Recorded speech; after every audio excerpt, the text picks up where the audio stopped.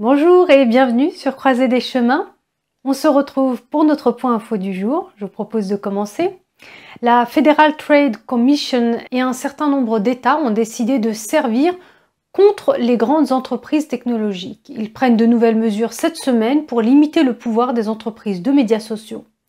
Le sénateur du Texas a adopté un projet de loi interdisant aux plateformes de médias sociaux de pratiquer une discrimination fondée sur les opinions politiques. Cette loi s'applique aux entreprises comptant plus de 100 millions d'utilisateurs mensuels. Le sénateur républicain Brian Hughes a parrainé le projet de loi et il a dit, je cite, « Un petit groupe de personnes à San Francisco ne peut pas dicter la liberté d'expression pour le reste d'entre nous. » Fin de citation.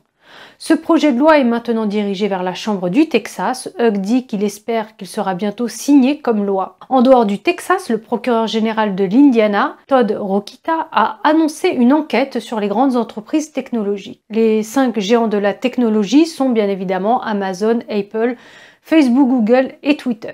L'enquête a pour but de chercher à savoir s'il limite l'accès au point de vue conservateur en disant, je cite, « Dans une société libre, l'accès à l'information et la possibilité d'exprimer ses points de vue politiques dans les forums significatifs sont importants pour les consommateurs. » Il a poursuivi en disant, « Il est potentiellement dommageable et injuste que ces entreprises manipulent le contenu d'une manière dont elles ne discutent pas publiquement ou que les consommateurs ne comprennent pas. » Rokita avait déjà critiqué la censure des médias sociaux auparavant. Twitter l'a censuré pour un post qu'il avait fait sur l'élection de 2020, le jour de la Saint-Valentin.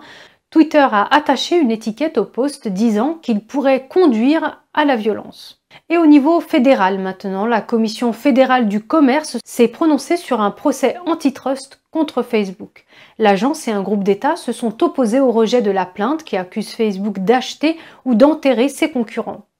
La FTC et les États fédérés accusent Facebook d'avoir enfreint la législation antitrust pour tenir à l'écart les petits concurrents et s'être emparé de rivaux comme Instagram pour 1 milliard de dollars en 2012 et WhatsApp en 2014 pour 19 milliards de dollars. L'année dernière, les États et le gouvernement fédéral ont intenté 5 procès contre Facebook et Google. Les poursuites allèguent à la fois une censure politique et des pratiques monopolistique. Passons maintenant au projet de loi à l'origine de la controverse HR1 ou For the People Act.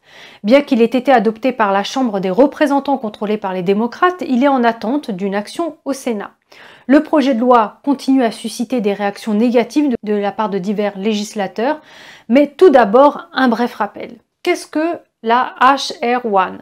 Ce projet de réforme électorale de près de 800 pages vise à imposer des exigences à l'échelle nationale en matière de procédure de vote, telles que l'inscription automatique des électeurs à la législation du vote par correspondance dans tout le pays, sans qu'il soit nécessaire de fournir une pièce d'identité avec photo pour obtenir un bulletin de vote par correspondance. En fait, les 800 pages peuvent être résumées en 3 parties principales, le droit de vote, le financement des campagnes et l'éthique. Le chef de la minorité de la Chambre des représentants, Kevin McCarthy, a répliqué en l'appelant « For the Politician Act ». Le sénateur républicain Ted Cruz qualifie le projet de loi de Corrupt Act et promet de l'arrêter. S'exprimant lors d'un événement en ligne, il a attaqué le projet de réforme du vote soutenu par les démocrates, le For the People Act, et il a déclaré « Ce projet de loi n'est en aucun cas conçu pour façonner une réforme visant à réduire la fraude électorale. » En fait, il est conçu explicitement pour augmenter la fraude électorale. Il n'est pas non plus conçu pour augmenter la participation d'une quelconque manière conforme à la loi. L'objectif est de vous priver de votre droit de vote. Fin de citation. Et il affirme que le projet de loi met le gouvernement fédéral en charge des élections et abroge la plupart des lois sur l'intégrité des États. Il dit qu'il rend obligatoire la collecte des bulletins de vote et permet à des millions d'étrangers en situation irrégulière de voter. Il dit, je cite, « C'est une tentative corrompue de s'emparer du pouvoir du gouvernement fédéral pour le siècle prochain, donc je crois que l'arrêter est un objectif d'extension absolue si nous voulons maintenir les élections libres et démocratiques dans notre pays. » Fin de citation. Le projet de loi HR1 a été adopté par la Chambre des représentants et attend maintenant l'action du Sénat. Il lui sera difficile de franchir le seuil des 60 voix au Sénat, divisé en 2 parties égales, à moins que les démocrates ne parviennent à réformer le filibuster. Et nous avons 2 leaders de la Caroline du Sud qui se prononcent également contre le projet de loi. Bien qu'il soit appelé For the People Act, le sénateur Lindsey Graham qualifie HR1 de tentative de la gauche radicale de prendre le contrôle de tous les systèmes électoraux du pays. Il a dit, je cite, « Pour moi, il s'agit d'une tentative très sérieuse de modifier l'équilibre des pouvoirs pour centraliser au sein du gouvernement fédéral un système de vote mûr pour la fraude aux dépens de chaque Américain qui veut voter équitablement. » Fin de citation. Le gouverneur de la Caroline du Sud s'est joint à ces propos, affirmant qu'il est difficile de croire que ce projet de loi a déjà été adopté par la Chambre. Il fait remarquer que les bulletins de vote par correspondance pourraient entraîner une fraude électorale. Il a eu l'expérience de poursuites judiciaires à ce sujet et il a déclaré qu'assouplir les exigences relatives au vote par correspondance pour en éliminer l'intégrité est déjà assez mauvais, mais ce projet de loi va encore plus loin. Graham s'est penché sur certains aspects du projet de loi qu'il trouve problématiques et il note qu'il enlèvera la capacité d'un État à recouper les circonscriptions et l'enverra au gouvernement fédéral. Il institutionnalise la récolte des bulletins de vote et impose le vote par correspondance comme la voie à suivre. Vous recevez un bulletin de vote, que vous le vouliez ou non. Fin de citation. Le projet de loi dit que les lois d'identification des électeurs ont un impact disproportionné sur les communautés minoritaire, donc il exige la signature d'un témoin sur les bulletins de vote par correspondance. Les électeurs doivent seulement signer une déclaration confirmant qu'ils sont bien ceux qui prétendent être. Et si les États sont tenus d'accepter cette forme d'identification, cela élimine effectivement les lois sur l'identification des électeurs. Une autre section de HR1 fait en sorte que chaque petit dollar donné à un candidat politique soit doublé par l'argent du contribuable à hauteur de 60%. Par exemple, si quelqu'un donne 200 $ à un candidat, ce projet de loi fera en sorte que le gouvernement contribue à hauteur de 1200 $. Et Graham continue à tenir tête à ses détracteurs et il a dit, je cite, « Ils nous traitent tous de racistes parce qu'ils ne céderont pas à cette prise de pouvoir. Ils jouent la carte de la race matin, midi et soir. » Le sénateur Graham dit qu'ils veulent que les électeurs éligibles puissent voter et il ne reculera pas dans sa lutte pour les élections sûres et équitables. De son côté, le leader de la minorité au Sénat, Mitch McConnell, a également fait allusion à HR1 récemment. Il a déclaré « Les démocrates de Washington veulent faire passer un projet de loi radical qui leur permettrait de réécrire les lois électorales des 50 États et de transformer la Commission électorale fédérale en un organe partisan dirigé par les démocrates. » Ajoutant, cette prise de pouvoir est impossible à défendre. C'est pourquoi la gauche veut détourner le débat. Au lieu de gagner le débat, elle veut le faire taire en intimidant les citoyens et les États entiers pour les soumettre. Fin de citation.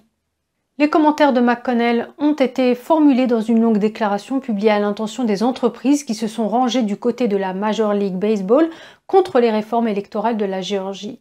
Plus de 200 entreprises ont publié une déclaration commune signalant leur opposition au projet de réforme électorale. M. McConnell a publié une déclaration lundi demandant aux entreprises qui soutiennent la Ligue de ne pas utiliser le chantage économique pour répandre la désinformation. Fin de citation. Avec l'agitation actuelle autour de l'obligation de présenter une carte d'identité avec photo lors des élections, on peut se poser la question, quelle est la position des Américains sur la question? Un récent sondage a révélé que plus de la moitié, près des 3/4 des Américains sont d'accord pour que les électeurs présentent une pièce d'identité avec photo avant d'être autorisés à voter. Selon le sondage de l'Associated Press, 72% des Américains participant à l'enquête sont favorables à une obligation de présenter une pièce d'identité avec photo pour voter. 13% y sont opposés et 14% ne sont ni favorables ni opposés. Le sondage s'est déroulé du 26 au 29 mars sur un panel de 1166 personnes. Parmi les personnes interrogées, la plupart des républicains soutiennent l'exigence d'une carte d'identité avec photo à 91% et 56% des démocrates y sont favorables. Un autre consensus populaire était l'inscription automatique des électeurs lorsqu'ils obtiennent un permis de conduire ou une autre pièce d'identité délivrée par l'État. Le sondage a révélé que 60% des personnes interrogées étaient en faveur de cette mesure. La majorité des démocrates y étaient favorables à 76%, tandis que moins de la moitié des républicains y étaient favorables à 47%. Quant à l'inscription le jour même, elle est toujours soutenue par une majorité de 53% des personnes interrogées. Mais parmi les démocrates et les républicains, c'est la question qui divise le plus. 69% des démocrates se disent favorables à l'inscription le jour même, contre seulement 38% des républicains.